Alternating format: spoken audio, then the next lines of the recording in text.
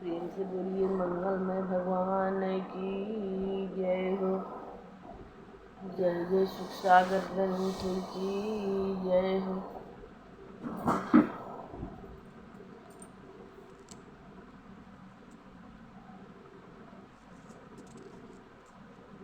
आज मैं आप लोगों को दशम स्कंध का 9वां अध्याय उखल बंधन, भगवान के उखल बंधन का लीला सुनाने की कथा सुनाने जा रहे हैं। प्रेम पूर्वक सुनिएगा। हरे राम राम राम हरे हरे, हरे कृष्ण कृष्ण कृष्ण हरे हरे, हरे राम राम राम हरे हरे, हरे कृष्ण हरे हरे, हरे राम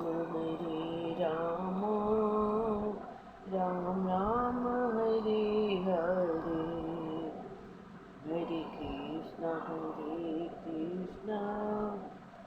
कृष्ण कृष्ण हरे हरे, हरे राम राम राम हरे हरे। प्रेम से बोलिए कृष्ण मुरारी की जय हो, द्वारकाधीश प्रभु की जय हो। जय जय बाल कृष्ण की जय, गोपी कृष्ण की जय, राधे कृष्ण की जय हो, नंद यशोदा की जय हो। जो प्रभु बांधत जगत को, जो प्रभु बांधत जगत को, सोई बांधे उखल मात। भक्तन बस प्रभु रहत नित, नहीं अचरज की बात। कृष्ण मुरारी की जय हो, बाल गोपाल की जय हो। श्री सुखदेव जी बोले, हे परीक्षित, एक दिन नंद रानी ने अपनी सेविकाओं को अन्य कार्यों में लगा दिया और स्वयं अपने लाडले कन्हैया के लिए माखन निकालने के लिए दही बिलोने लगी। दही बिलोते समय अपने श्याम की बाल लीलाओं को गाती जाती थी। पुत्र स्नेह के कारण उनके स्तनों से दूध की धार बह रही थी। नेत्र खींचते रहने के कारण उनकी भुजाएं भी थक गई थी। कानों के कनपुल हिल रहे थे। पसीने की बूंदें उनके माथे पर झलक रही थी। उनकी चोटी के फूल गिर गिर कर उनके परिश्रम को प्रदर्शित कर रहे थे। उसी समय भगवान श्री कृष्ण सोकर उठे और दूध पीने के लिए माता के निकट गए। दूध तो स्तनों से चू ही रहा था। वे पीने लगे, किंतु उसी क्षण दूसरे स्थान पर दूध उफरने लगा। दूध को उफरता हुआ जानकर यशोदा माता अपने श्याम सुंदर को अध पिलाते ही छोड़कर दूध बचाने के लिए वहां दौड़ी गई। श्याम सुंदर यह जानकर खींच उठे और पास ही में रखे हुए लोहे के बाट को उस दूध के माट में दे मारा। सारा दही मही हो गया। तब आप माता के भय से भयभीत हो एक अन्य कमरे में जा छिपे। वहाँ भी माखन की मटकी एक उखल पर चढ़कर उतार ली और सारा दही माखन बंदरों को फेंक फेंक कर खिलाने लगे। माता के भय के कारण कभी कभी अपनी श्याम सलोनी आँखों से इधर उधर देखते जाते थे। जब यशोदा रानी अपने दधी मतने के स्थान पर लौट आई तो समझ गई कि यह करतूत मेरे लाड की है। वे मुस्कुराकर कन्हैया की तलाश करने लगी। कन्हैया को बिना देखे उन्हें एक क्षण चैन नहीं आता था। वे कभी भी अपने श्याम को आंखों से ओझल नहीं रखती थी। वे ढूंढती हुई वहीं जा पहुंची जहां श्याम सुंदर जी बंदरों को मक्खन खिला रहे थे। पीछे से छिपकर उनकी मनोहर झांकी देखने लगी तथा प्रेम आनंद मग्न होने लगी। श्याम उखल पर खड़े होकर बंदरों को माखन उठा रहे थे। जय हे प्रभु, जय हे प्रभु। उन्हें माता के आने का कुछ भी पता नहीं था। जब उन्होंने माता को झड़ी लिए हुए देखा तब झट उखल से कूदकर भाग निकले। हे परीक्षित, जिन योगीराज भगवान को बड़े बड़े योगी जन भी अपने मन द्वारा नहीं पकड़ पाते हैं, उन्हें भला यशोदा माता दौड़कर पकड़ना चाहती हैं। जिन सर्वात्मा प्रभु को भक्तजनों के हृदय भी नहीं थाम सकते हैं, उन्हें यशोदा माता हठपूर्वक थामना चाहती हैं। यशोदा माता उन्हें पीछे पीछे दौड़ने लगी, उनके पीछे पीछे दौड़ने लगी। स्थूल नितंबों के कारण वे भागते भागते थक गई, चोटी खुल गई, चोटी के पुष्प बिखर गए। ज्यों त्यों करके माता यशोदा उन्हें पकड़ सकी। तब उनका हाथ पकड़कर उन्हें धमकाने लगी। उस समय बांके बिहारी जी की झांकी अति मनोहर थी। अपराध के कारण मधुर होठों पर कुछ रुलाई थी, कुछ भय युक्त मुस्कान थी। काजल से युक्त आंखें हाथ से मलने के कारण स्याही कपोलों पर फैल रही थी। माता के भय से आंखें कभी ऊपर उठती, कभी नीचे गिर जाती। जो विश्वात्मा प्रभु सबको अभय दान देने वाले हैं, आज वे ही माता के वात्सल्य स्नेह से भयभीत हो रहे हैं। जब माता ने अपने लाल को अति भयभीत देखा, तब उन्होंने अपने हाथ की छड़ी को डाल दिया और हृदय प्रेम से मड़ आया। तब उन्हें बांधने के लिए सोचने लगी, हे परीक्षित, जिन परमात्मा का न आदि है न अंत है, जो सृष्टि के आदि थे और अंत में भी रहते हैं, जो विश्व के बाहर भी हैं और भीतर भी हैं, जो व्यक्त और अव्यक्त हैं, संपूर्ण इंद्रियों के स्वामी हैं, उन घट घट वासी अंतर्यामी प्रभु को यशोदा माई बांधना चाहती हैं। हे परीक्षित, वास्तव में यशोदा अपने लाल के बल तथा प्रभाव को नहीं जानती थी। उन्होंने घर से रस्सी लाकर उखल से कन्हैया को बांधना चाहा, किंतु वह रस्सी 2 अंगुली छोटी पड़ी। तब उन्होंने दूसरी रस्सी मंगाई, किंतु वह रस्सी भी 2 अंगुली छोटी पड़ गई। इस प्रकार माता यशोदा ने घर की सारी रस्सियां मंगा ली, किंतु सभी 2 अंगुली छोटी पड़ जाती।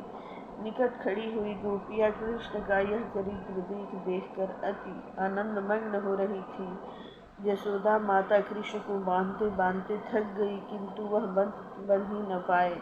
हे परीक्षित, वे बंधाई में आ भी कैसे सकती? जो संपूर्ण ब्रह्मांड को एक सूत्र में बांधते हैं, उन्हें किसमें बांधने की शक्ति है? यशोदा रानी उन्हें साधारण बालक समझकर बांधना चाहती थी। जब माता अधिक थक गई, तब प्रेम के बस में होने वाले प्रभु स्वयं माता के बंधन में बंध गए। हे परीक्षित, वे परम स्वतंत्र प्रभु ब्रह्मा शंकर इंद्र आदि सबको बस में करने वाले हैं। उन्होंने यह सिद्ध करने के लिए कि मैं अपने प्रेमी भक्तों के द्वारा प्रेम पाश में बांधा जा सकता हूँ, स्वयं अपने को यशोदा के प्रेम पाश में बंधा लिया। हे परीक्षित, नंद महरी उन सर्वात्मा प्रभु को उखल से बांधकर अपने घर को चली गई। जब श्याम सुंदर ने सोचा कि प्राचीन काल से खड़े हुए वृक्ष रूप में यक्ष कुबेर के दोनों पुत्र नल कुंवर मणिग्रीव मेरे दर्शनों की प्रतीक्षा कर रहे हैं, वे ऐश्वर्य मद में अंधे थे, इसी कारण नारद जी ने उन्हें वृक्ष होने का श्राप दिया था। इसीलिए ब्रज में आकर वृक्ष हो गए थे। अब उनका उद्धार करना चाहिए। यमलाय अर्जुन उधारित गए कृष्ण उन पास, यक्षराज के सुतन की किन्हीं पूरन आस। राजा परीक्षित बोले, हे भगवान, नल कुंवर तथा मणिग्रीव को परम शांत नारद जी ने क्यों श्राप दिया था? उन्होंने नारद जी का कौन सा अपराध किया था? कृपा करके मुझे समझा कर कहिए। श्री सुखदेव जी बोले, हे परीक्षित, नल कुंवर तथा मणिग्रीव ये दोनों यक्षराज कुबेर के पुत्र थे। ये रुद्र भगवान के अनुचर भी थे। उनका अहंकार एक सीमा तक पहुंच चुका था। वे धर्म का उल्लंघन करते हुए सदा मंदाकिनी नदी के तट पर कैलाशगिरी की रमणीय घाटी के उद्यानों उपवनों में स्वच्छ छंद विचरते रहते थे। उनके साथ सैकड़ों रमणियां रमण करती थी। एक दिन वे वारुणी पीकर उन्मत्त साढ़ों की भांति उन रमणियों के साथ गंगा जी में जल विहार कर रहे थे। उसी समय उधर से नारद जी आ निकले। नारद जी को देखकर वस्त्रहीन उन रमणियों अप्सराओं ने लज्जा से अपने अपने वस्त्र पहन लिए, किंतु वे दोनों नल कुंवर तथा मणिग्रीव नंगे ही जल की जड़ की भांति खड़े रहे। उनके ऐश्वर्य मद को देखकर नारद जी ने उन पर कृपा करके उन्हें श्राप दिया कि तुम दोनों मद के कारण जड़वत हो गए हो, अतः तुम जड़ वृक्ष हो जाओ। नारद जी के श्राप को सुनकर उन यक्षों की आंखें खुली। वे अति विनीत भाव से नारद जी के शरण में गए और उनकी अनुनय विनय करके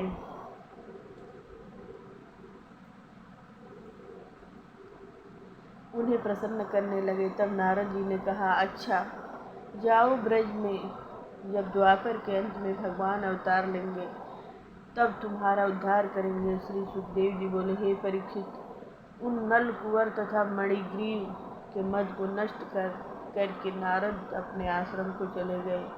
वे दोनों यक्ष एक साथ ही ब्रज में विशाल अर्जुन के वृक्ष हो गए।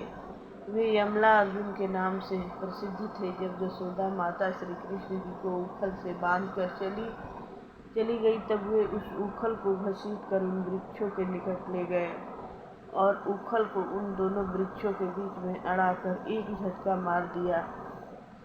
उस साधारण झटके के लगते ही वे दोनों विशाल वृक्ष तड़तड़ाकर पृथ्वी पर गिर पड़े। उन दोनों वृक्षों से दो दिव्य पुरुष निकले। वे दोनों ही नलकुंवर और मणिग्रीव नाम के यक्ष थे। उन्होंने हाथ जोड़कर उनकी प्रार्थना की। नलकुंवर और मणिग्रीव बोले,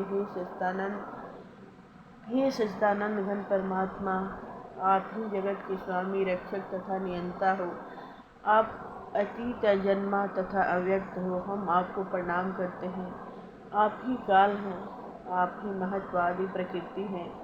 आप ही तीनों गुण धारण करके सृष्टि रचते हैं। आप ही सबके साक्षी परमात्मा, घट घट वासी अंतर्यामी हैं। हे परम ब्रह्मा, हम आपको नमस्कार करते हैं। हे मंगलमय स्वरूप, हम आपको नमस्कार करते हैं। हे यदुवंश शिरोमणि घनश्याम को हम प्रणाम करते हैं। श्री सुखदेव जी बोले, परीक्षित, भगवान की महिमा अति विचित्र है। यमला अर्जुन उद्धार प्रभु किन्हु निज जन जान, गए जुगल निज लोक को आयस प्रभु की मान। गोकुलेश्वर भगवान श्री कृष्णचंद्र जी ने उन दोनों यक्षों का उद्धार करके उन्हें अपनी परम भक्ति प्रदान की। श्री कृष्णचंद्र बोले, हे यक्षों, यह सब कुछ मेरी प्रेरणा से नारद जी ने तुम्हारे मत को दूर करने के लिए तुम्हें श्राप दिया था।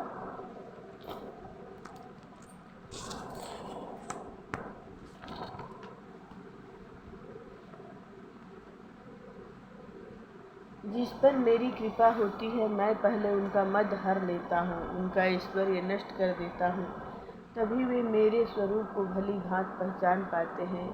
उनका चित्त मुझ में लगा रहता है। अब तुम लोग अपने धाम को जाओ, तुमको मेरा परम धाम प्राप्त होगा। सुखदेव जी बोले, परीक्षित, भगवान के इस प्रकार कहने पर उन दोनों ने उनकी परिक्रमा की और फिर उत्तम विमानों में बैठकर अपने धाम को चले गए।